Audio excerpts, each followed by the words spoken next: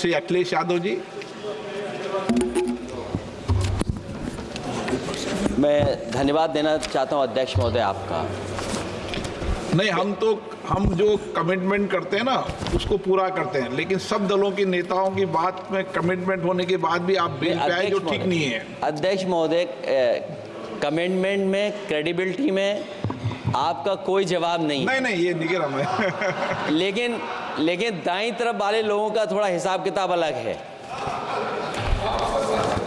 अध्यक्ष महोदय, मैं धन्यवाद देता हूं आपका कि आपने बहुत महत्वपूर्ण घटना पे मुझे बोलने का अवसर दिया है। संभल जो इसलिए जाना जाता था कि भाईचारे के साथ वहाँ रहते हैं लोग, वहाँ अभी से नहीं, सदियों पुराना भाईचारा हजारों साल से इसी तरह रहते आए हैं। लेकिन अचानक ये जो घटना हुई है, ये सोची समझी रणनीति के तहत वेल प्लान्ड हुआ है और वहाँ के भाईचारे को गोली मारने का काम हुआ है।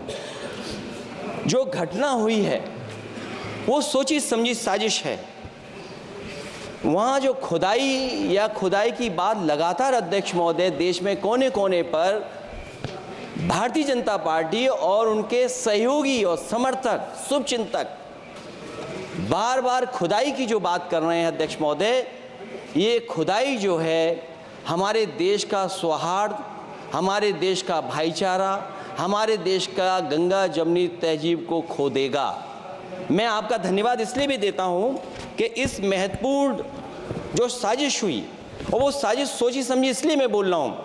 उत्तर प्रदेश का चुनाव था, पहले 13 तारीख को चुनाव होना था और 13 तारीख के चुनाव को उन्होंने बढ़ा करके 20 तारीख कर दिया। और इस जो घटना है मैं आपके सामने पढ़ना चाहता हूं।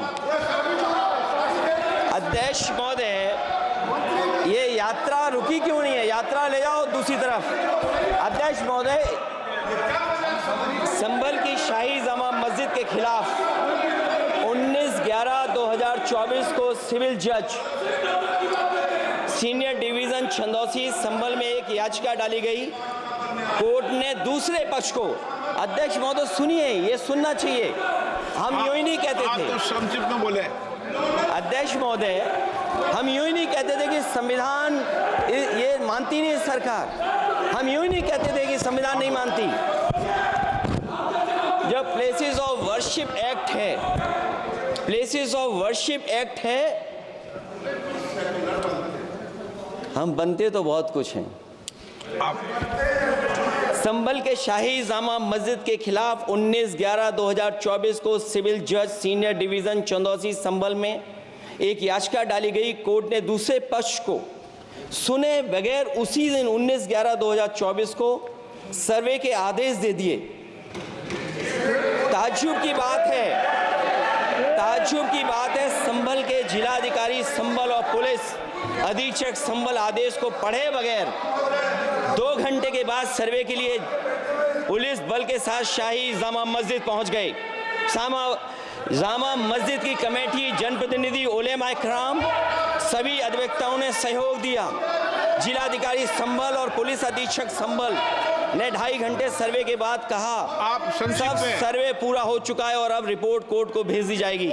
लेकिन दिनांक 22/11/2024 फ्राइडे को जुमे की नमाज के लिए लोग नमाज अदा करने के लिए जामा मस्जिद पहुंचे, लेकिन पुलिस प्रशासन ने बैरिकेड लगा दिया ताकि लोग नमाज न पढ़ सकें।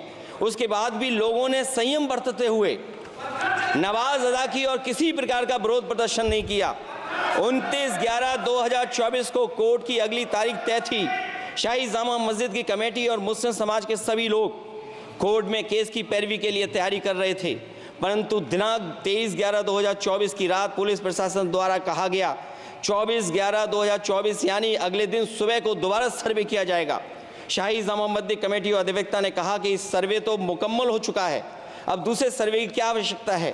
कोर्ट के आदेश का हमने पालन कर दिया। अगर दूसरे सर्वे कराना है तो दोबारा आदेश करवाएं। कोर्ट के आदेश के बाद हम दोबारा सर्वे करा देंगे।